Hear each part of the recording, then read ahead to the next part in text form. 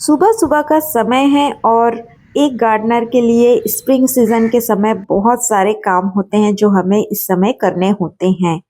Gardening इतनी भी आसान नहीं है, हमें थोड़ी बहुत मेहनत करनी होती है, तभी हमारे पौधे में अच्छी तरह से फ्लावरिंग होती है और फ्रूटिंग आती है। तो hello everyone, welcome to my channel. आप मेरे चैनल पे नए हैं तो चैनल को सब्सक्राइब करिए। वीडियो अच्छी लगी तो वीडियो को लाइक एंड शेयर करिए।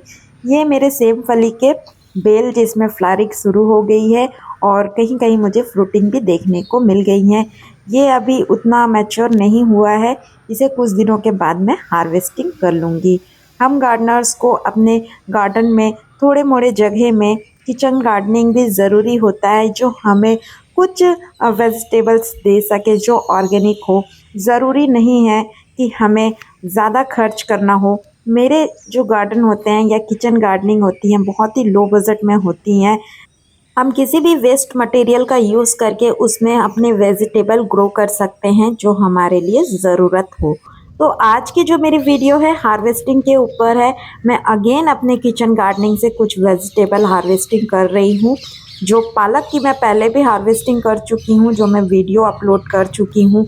आज मेरे पालक फिर से रेडी हो गए हैं हार्वेस्टिंग के लिए।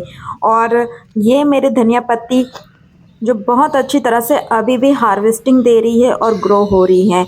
मैं इसके साथ साथ अलग से ग्रो बैग में और भी धनिया पत्ती लगा दी हूँ ताकि ये ख़त्म हो जाए तो वो हमारे हार्वेस्टिंग के लिए रेडी हो जाए। इस तरह से ग्रो बैग आप घर में ही बना सकते हैं और पालक बार बार आपको हार्वेस्टिंग दे सकती है। आप ऑर्गेनिक वेजिटेबल हार्वेस्टिंग का आनंद ले सकते हैं। तो थोड़ा भी अगर यदि आपके पास जगह हो तो किचन गार्डनिंग ज़रूर करें। ये बहुत अच्छा लगता है जब हम अपने घरों पे वेजिटेबल की हार्वेस्टिंग करते हैं। तो सुबह सुबह का समय है, मैं अपने गार्डन के सारे काम ख़त्म कर ली थी। उसके बाद मैं अपने पालक के पत्तों की हार्वेस्टिंग ले रही हूँ, साथ में आप लोगों से भी बहुत सारी बातें शेयर कर रही हूँ। अब इसकी हार्वेस्टिंग ले लेने के बाद मैं इसमें दूसरे वेजिटेबल ग्रो कर लूँगी। इसमें आप दूसरे साग लगा सकते हैं ताकि वो आपके गर्मियों में आपकी हार्वेस्टिंग के लिए रेडी हो जाए।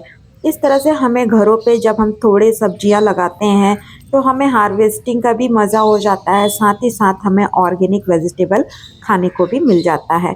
ऐसे तो हमें मार्केट से वेजिटेबल्स मिल जाते हैं, पर घर में ऑर्गेनिक वेजिटेबल्स होते हैं, उसका स्वाद ही अलग होता है और सेहत के लिए भी बहुत ही बेनिफिशियल होती है।